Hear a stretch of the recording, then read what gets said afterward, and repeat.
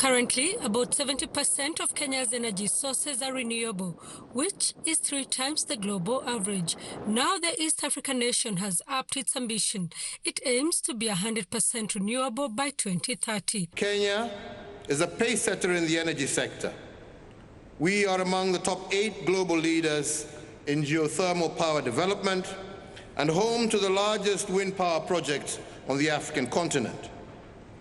Currently, close to 90% of the electricity used by Kenyans is from renewable energy sources, and we plan to achieve 100% renewable energy by the year 2030. Statistics from the country's National Bureau of Statistics indicate that at least 9 million Kenyans have access to off-grid renewable energy.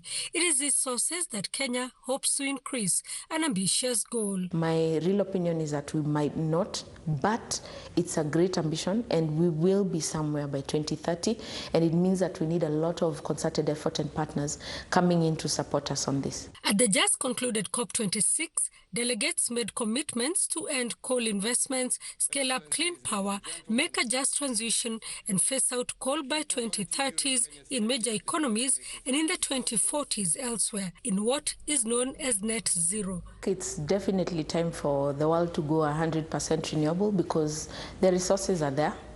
The technology is there, and I mean we've really leapfrogged in terms of looking at what renewable sources can we use. While developed nations relied on fossil fuels to power their economies and industrialize, and indeed are responsible for global warming, they are now asking developing nations such as China, India, Brazil, and South Africa to end their reliance on gas, oil, and other fossil fuels to slow the pace of climate change.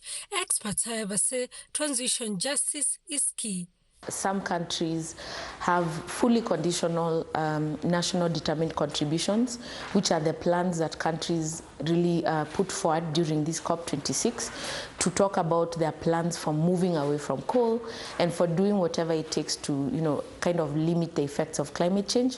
And so that means a number of countries, like developing countries, are 100% conditional. Fully conditional. That means that they're not going to provide any finances for that. And what are they saying? Countries like Zimbabwe are saying, look, you know what?